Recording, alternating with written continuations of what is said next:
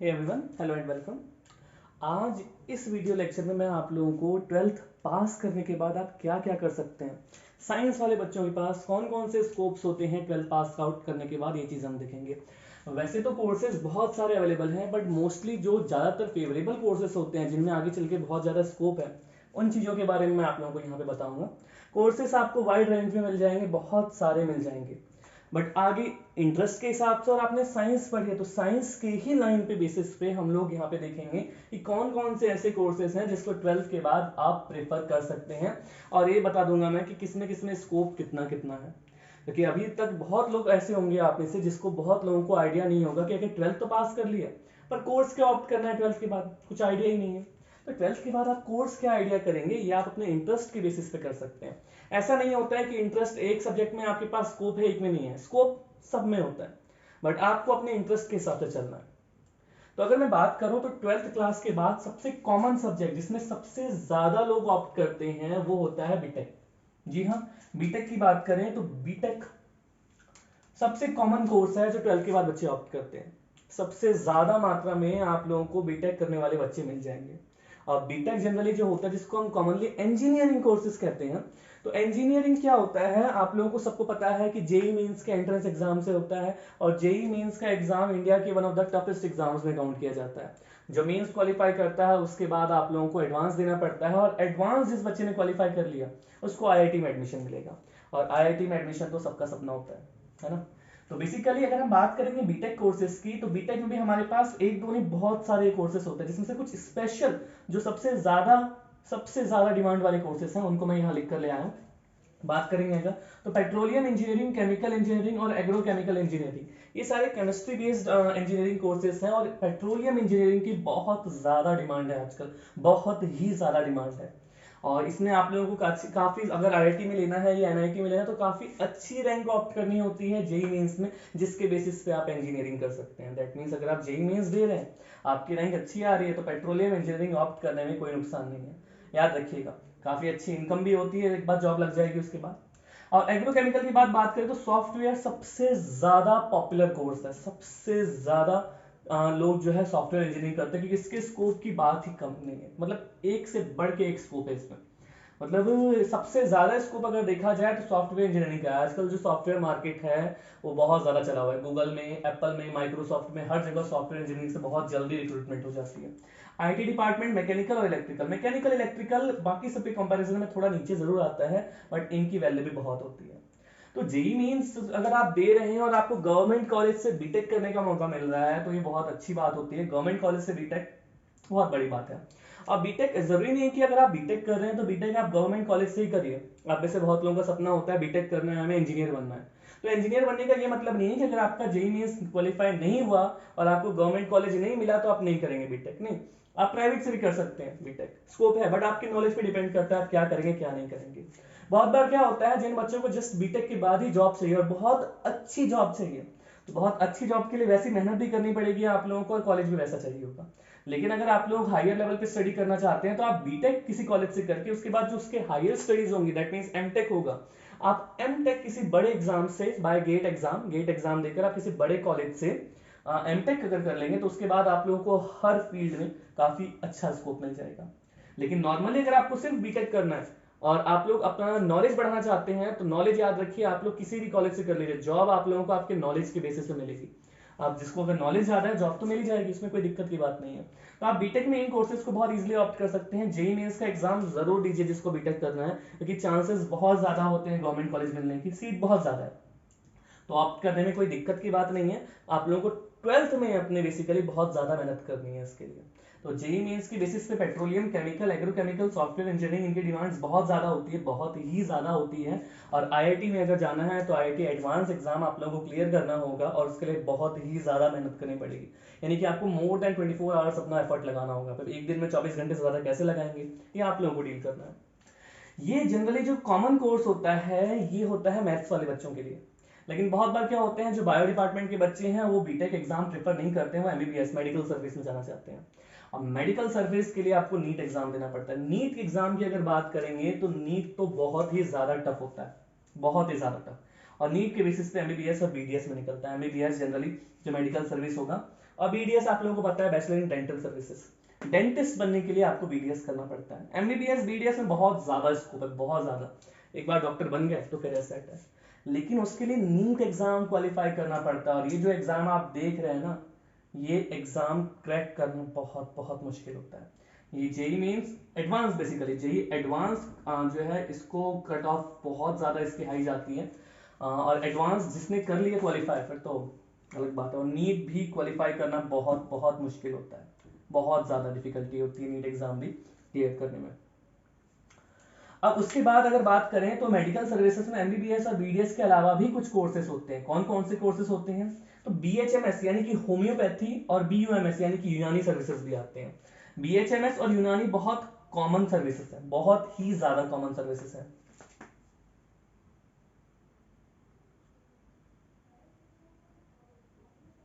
तो बीएचएमएस और बीयूएमएस में वैसे तो एंट्रेंस नहीं मांगता है नीट, नॉट मैंडेटरी, बट बहुत सारे कॉलेजेस में हो सकता है नीट के बेसिस पे मांगा जाए। लेकिन ज्यादातर आप कॉलेज में देखेंगे तो बीएचएमएस और बीयूएमएस जो है बिना नीट के भी हो जाता है। और आजकल तो बीएचएमएस और बीयूएमएस के स्कोप एम्स में भी अवेलेबल है। बट अगर कोई एमबीबीएस की तैयारी कर रहा है तो एमबीबीएस के लिए आपको बहुत ज्यादा टाइम देना पड़ेगा, और 5 साल एमबीबीएस करने के बाद फिर आपका करियर सेट होना ही होना है। तो लेकिन इसके लिए आपको पढ़ना बहुत पड़ेगा। तो याद रखिए, अगर आप लोगों को बहुत ज्यादा इंटरेस्ट है, आप बहुत ज्यादा मेहनत कर सकते हैं, बहुत ज्यादा टाइम दे सकते हैं, तो आप ये करिए, ठीक है। बीटेक ऑप्ट कर सकते हैं, बट जरूरी नहीं है कि जो बच्चे बीटेक और मेडिसिन सर्विस ही करें। मेडिकल सर्विस और बीटेक के अलावा भी 12th के बाद बहुत सारे ऑप्शंस होते हैं। और उसमें अगला ऑप्शन है बी फार्मा और डी फार्मा। आजकल फार्मास्यूटिकल फील्ड में बहुत ज्यादा स्कोप्स बढ़ते जा रहे हैं। केमिस्ट के लाइन में बहुत ज्यादा लोग आगे बढ़ रहे हैं। बी फार्मा से अच्छा ऑप्शन कुछ नहीं होता। और डिप्सार और डिप्सरू जो है दिल्ली में, ये बेसिकली आप लोगों का इसके लिए कोई एंट्रेंस नहीं करते हैं। ये बिना एंट्रेंस के आपके 12th के मेरिट बेस्ड के बेसिस पे आप लोगों को क्वालिफाई कर देंगे। बी फार्मा डी फार्मा दोनों। बी फार्मा ज्यादा बेटर होता है as compare to D pharma. D pharma के बाद आप लोग किसी बड़ी कंपनी में भी जॉब कर सकते हैं उसके बेसिस पे। इनके अलावा नेक्स्ट जो होता है पैरामेडिकल कोर्सेज। अब मैंने लिखा है पैरामेडिकल, तो बहुत सारे बच्चे ये सोचेंगे कि जिनके पास बायो है वही कर सकते हैं। ऐसा कुछ भी नहीं है, मैथ्स वाले बच्चे भी पैरामेडिकल कोर्सेज ऑप्ट करते हैं। पैरामेडिकल कोर्सेज में बीएससी नर्सिंग सबसे कॉमन कोर्स है जो आजकल सबसे ज्यादा लोग कर रहे हैं। अगर आप लोगों को मेडिकल लाइन में जाना है तो जरूरी नहीं कि आप यही ऑप्ट करें, नीट के कोर्सेज ही ऑप्ट करें। आप बीएससी नर्सिंग भी ऑप्ट कर सकते हैं। हालांकि अगर दिल्ली में बात करेंगे तो बीएससी नर्सिंग में लड़कों के लिए कम स्कोप है, बट लड़के भी करते हैं दूसरे स्टेट में जाकर। बट लड़कियां बीएससी नर्सिंग में बहुत ज्यादा इंटरेस्ट शो करती हैं अपना। बीएससी नर्सिंग में स्कोप्स भी बहुत ज्यादा है। आजकल जैसी कंडीशन चल रही है उसके बाद तो इसमें स्कोप्स और ज्यादा बढ़ जाएंगे बीएससी नर्सिंग में। इनके एग्जाम्स तो बहुत टफ होने ही होने, बट बीएससी नर्सिंग उनके कंपैरिजन में काफी इजी होता है। बीएससी नर्सिंग के लिए अगर मैं कॉमन कॉलेजेस की बात करूं तो लेडी हार्डिंग और जामिया हमदर्द, हमदर्द यूनिवर्सिटी का, हमदर्द यूनिवर्सिटी के बाद बीएससी नर्सिंग में बहुत ज्यादा स्कोप है। मतलब हमदर्द यूनिवर्सिटी और जनरली कुछ प्राइवेट कॉलेज, लेडी हार्डिंग और जामिया हमदर्द के अलावा कुछ प्राइवेट कॉलेजेस भी हैं जहां से बीएससी नर्सिंग में बहुत ज्यादा स्कोप है। तो आप बीएससी नर्सिंग ऑप्ट कर सकते हैं, कोई बुराई नहीं। हाँ, लड़के अगर करना चाहेंगे तो उनको दूसरे स्टेट में जाकर प्रेफर करना होगा, याद रखिएगा। दिल्ली में कॉलेजेस कम है बीएससी नर्सिंग में लड़कों के लिए, लड़कियों के लिए तो भर भर के बहुत सारे हैं। इसके अलावा पैरामेडिकल कोर्सेज में अगला आता है BPT. BPT stands for bachelor in physiotherapist. Physiotherapist आजकल एक बहुत पॉपुलर कोर्सेज में आता है। बीपीटी के अलावा, बीपीटी के बाद अगर आप एमपीटी करते हैं, मास्टर्स इन फिजियोथेरेपिस्ट, और कोई अच्छा डिपार्टमेंट आपको, अच्छा हॉस्पिटल, बहुत अच्छा हॉस्पिटल आपको मिल जाएगा, बत्रा हॉस्पिटल या कोई भी गवर्नमेंट हॉस्पिटल भी लग सकता है। आपके नॉलेज पे बेस्ड डिपेंड करता है कि कैसा आपको कॉलेज मिल रहा है या कैसा हॉस्पिटल मिल रहा है आप लोगों को। बट बीपीटी में बहुत ज्यादा स्कोप्स आजकल अवेलेबल है। बीपीटी के लिए भी अगर बात करें तो हमदर्द यूनिवर्सिटी के अलावा आप लोगों के पास कुछ प्राइवेट कॉलेजेस भी अवेलेबल है। उसके अलावा आप लोग इसको डिप्सार से भी कर सकते हैं।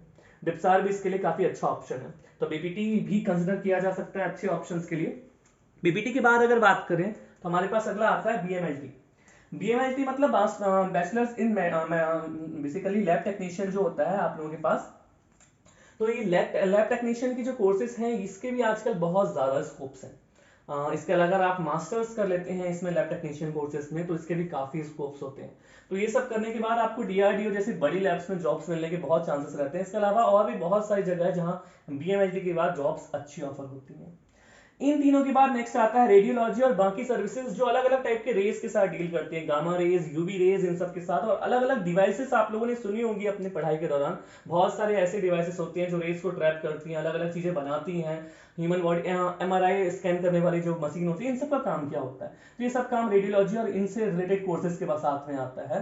तो रेडियोलॉजी के लिए भी जामिया हमदर्द जैसी यूनिवर्सिटीज बहुत पॉपुलर है। तो ये पैरामेडिकल कोर्सेज काफी अच्छे ऑप्शंस रहते हैं अगर आप लोगों को बीटेक में या नीट में इंटरेस्ट नहीं है तो। इन सब के अलावा बीसीए और बीबीए और भी ये दो कोर्सेज ऐसे हैं जो बहुत ज्यादा लोगों के जरिए कंसिडर किए जाते हैं। मतलब आप लोगों को इंजीनियरिंग नहीं करनी है, बट हाँ आप लोगों को कंप्यूटर फील्ड में इंटरेस्ट है। बहुत सारे बच्चे मैंने देखे हुए हैं ऐसे जिनको कंप्यूटर फील्ड में इंटरेस्ट रहता है, तो वो लोग क्या कर सकते हैं, बीसीए ऑप्ट कर सकते हैं या बीबीए ऑप्ट कर सकते हैं। बैचलर इन कंप्यूटर एप्लीकेशन के लिए आईपी यूनिवर्सिटी बहुत फेमस है, इंद्रप्रस्थ यूनिवर्सिटी। तो आईपी यूनिवर्सिटी की अगर बात करें, यहाँ से अगर आप लोग बीसीए करते हैं तो इसका बहुत ज्यादा नाम है, और बीसीए करने के बाद एमसीए काफी अच्छा नाम हो जाता है। इसके बाद आप लोगों को काफी अच्छी कंपनीज में जॉब रिक्रूट होती है, विप्रो हो गए, एप्पल वगैरह में भी रिक्रूट कर सकते हैं अगर परफॉर्मेंस बहुत अच्छी है, कॉलेज बहुत अच्छा है, नाम बहुत ज्यादा है, या फिर आपकी नॉलेज बहुत ज्यादा है तो ये बीसीए में जॉब्स अपॉर्चुनिटीज बहुत अच्छी हैं। बीबीए के बाद एमबीए तो आप सबने सुना होगा, इसमें भी काफी अच्छी कोर्सेज होते हैं, बेसिकली मैनेजमेंट कोर्सेज काफी बढ़िया होते हैं, काफी बढ़िया। तो बीबीए और एमबीए आप ऑप्ट कर सकते हैं। बहुत लोग क्या सोचते हैं कि 12th के बाद जो बच्चा बीटेक या एमबीबीएस नहीं कर पाया बस और कुछ नहीं कर सकता, बट ऐसा नहीं है। बीटेक और एमबीबीएस के अलावा जो बच्चे ये नहीं कर सकते हैं, ये भी नहीं करना चाहते हैं, ग्रेजुएशन उनके लिए बहुत अच्छा ऑप्शन है। बहुत बार क्या होता है ना कि बच्चे ड्रॉप नहीं करना चाहते, बट हाँ उनका जेई भी नहीं होता, नीट भी नहीं होता, 2-2 3-3 साल तक नहीं निकलता है, बच्चे इनके पीछे लगे रहते हैं। नहीं, कोई जरूरत नहीं है आपको इतना टाइम देने की, आप बेटर है क्या करिए, ग्रेजुएशन ऑप्ट कर लीजिए। लोग सोचते हैं ग्रेजुएशन में स्कोप्स नहीं है, किसने कहा, क्यों कह रहे हैं लोग, पता नहीं, पर ग्रेजुएशन में बहुत ज्यादा स्कोप्स है, भर भर के आजकल स्कोप्स हो गए ग्रेजुएशन लाइन में भी। तो आप लोग ग्रेजुएशन भी ऑप्ट कर सकते हैं, बहुत अच्छे ऑप्शंस में कंसिडर किया जाता है ग्रेजुएशन। और कुछ ग्रेजुएशन कोर्सेज तो ऐसे होते हैं जो यहाँ पे भी कुछ डिपार्टमेंट ऐसे हैं जिनसे बेटर सर्विसेज देते हैं, यहाँ भी एक आध डिपार्टमेंट ऐसे हैं जिनसे बेटर सर्विसेज देते हैं, बहुत बेटर सर्विसेज। तो ग्रेजुएशन ऑप्ट करने में कोई बुराई नहीं है, काफी अच्छा भी रहता है ग्रेजुएशन ऑप्ट करना। इसमें से कुछ बेस्ट ग्रेजुएशन कोर्सेज की अगर मैं बात करूं तो बायोटेक्नोलॉजी सबसे अच्छा ग्रेजुएशन कोर्स माना जाता है। अब बायोटेक्नोलॉजी नाम आया है तो लोग यही सोचेंगे सिर्फ बायो वाले बच्चे कैसा कर सकते हैं, पर ऐसा नहीं है। जो बायोटेक्नोलॉजी आप देख सकते हैं, ये बायो के अलावा मैथ्स वाले बच्चे भी ऑप्ट कर सकते हैं जिनके पास 12th में बायो नहीं थी। इसको ऑप्ट करने में बेसिकली ऐसा कुछ भी नहीं है कि आपको बायो चाहिए ही चाहिए 12th में।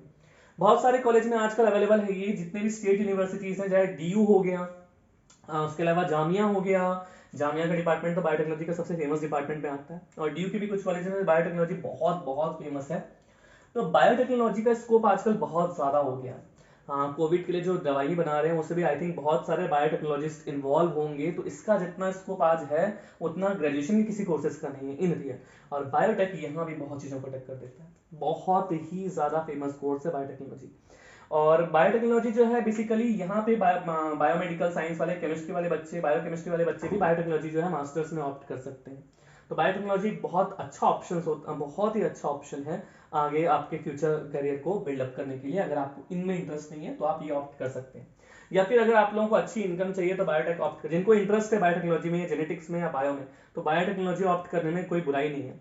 जो बच्चे अपना एमबीबीएस से 5 साल नहीं देना चाहते, बायोटेक्नोलॉजी ऑप्ट करने में कोई बुराई नहीं है। अगर आप एमबीबीएस जितनी मेहनत नहीं कर सकते तो उससे कम मेहनत में आप लोगों को बायोटेक्नोलॉजी करने में ज्यादा बेटर ऑप्शन रहेगा।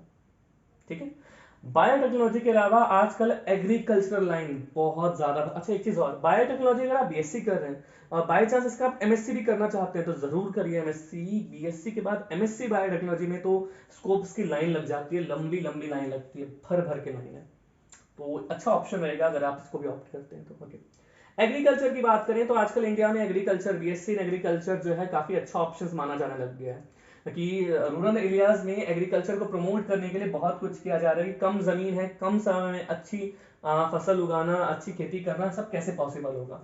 तो बीएससी एग्रीकल्चर उसके लिए काफी बढ़िया ऑप्शन है, बहुत ही अच्छा ऑप्शन है आजकल। उसके अलावा आप लोगों को यहाँ मैंने देखिए लिखाया हुआ है एग्रोकेमिकल इंजीनियरिंग भी लिखाया हुआ है मैंने इसीलिए आप लोगों को, और क्योंकि एग्रीकल्चर का आजकल इंजीनियरिंग के पर्पस में भी इस्तेमाल होने लग गया है, यानी कि इसको इंजीनियरिंग में भी शामिल कर लिया पिछले कई सालों से। तो एग्रीकल्चर बेटर लाइन है, और आजकल तो बहुत ज्यादा फैसिलिटीज मिलने लग गई है इसमें।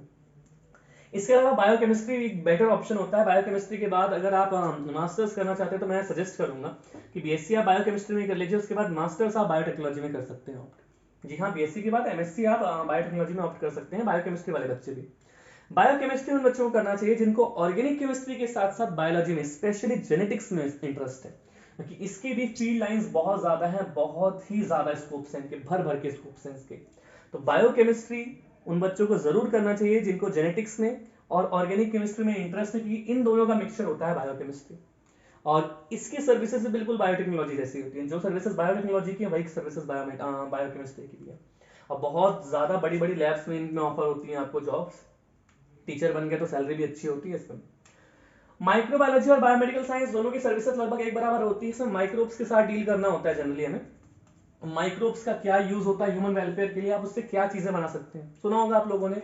दवाइयां बनाने के लिए भी माइक्रोब्स का बहुत इस्तेमाल किया जाता है। तो माइक्रोब्स का क्या रोल होता है ह्यूमन वेलफेयर के लिए, वो सब कुछ माइक्रोबायोलॉजी में पढ़ते हैं। अच्छा स्कोप है। आई थिंक 12th के बायो के एक चैप्टर में था भी माइक्रोब्स का use, microbes in human welfare, उसमें माइक्रोबायोलॉजी के बारे में आपने पढ़ा भी होगा। ओके, उसके बाद बीएससी केमिस्ट्री ऑनर्स में भी काफी बढ़िया स्कोप है। केमिस्ट्री मेन तीनों सब्जेक्ट फिजिक्स केमिस्ट्री और मैथ में सबसे ज्यादा स्कोप ग्रेजुएशन कोर्सेज में केमिस्ट्री में। केमिस्ट्री में भर भर के स्कोप्स आता है। और अगर आप केमिस्ट्री के बाद मास्टर्स कर लेते हैं केमिस्ट्री में, चाहे आप इनऑर्गेनिक में कर रहे हो, चाहे फिजिकल में कर रहे हो, चाहे ऑर्गेनिक में कर रहे हो, चाहे मटेरियल में कर रहे हैं, चाहे ऑर्गेनिक तो मैंने बता दिया, मटेरियल एनालिटिकल भी कर सकते हैं। यानी कि 5-5 लाइंस होती हैं केमिस्ट्री में। आप लोगों के पास फिजिकल होती है, इनऑर्गेनिक होती है, ऑर्गेनिक होती है, मटेरियल होती है, एनालिटिकल होती है। किसी में भी कर रहे हैं आपके पास भर भर के ऑप्शंस होते हैं। बहुत सारे ऑप्शंस हैं केमिस्ट्री में। तो जितनी भी बड़ी कंपनीज है सब में केमिस्ट की जरूरत होती ही होती है। चाहे तो आप लोग किसी भी बड़े डिपार्टमेंट में चाहिए, मेडिकल लाइन में चले जाइए, ड्रग्स डिपार्टमेंट में चले जाइए, आप लोग एशियन पेंट्स में चले जाइए, डीआरडीओ की लेबोरेटरीज में चले जाइए, किसी भी कंपनी में चले जाइए, क्वालिटी टेस्टिंग के लिए केमिस्ट की जरूरत पड़ती ही पड़ती है। ड्रग्स डिपार्टमेंट में जरूरत पड़ेगी, फार्मास्यूटिकल डिपार्टमेंट में जरूरत पड़ेगी, जहां इंजेक्शन वगैरह बन रहे हैं वहां जरूरत पड़ेगी, सारी बड़ी बड़ी इंडस्ट्रीज में जरूरत पड़ेगी केमिस्ट को क्वालिटी टेस्टिंग चेक करने के लिए। तो बीएससी केमिस्ट्री के स्कोप बहुत ही ज्यादा होते हैं।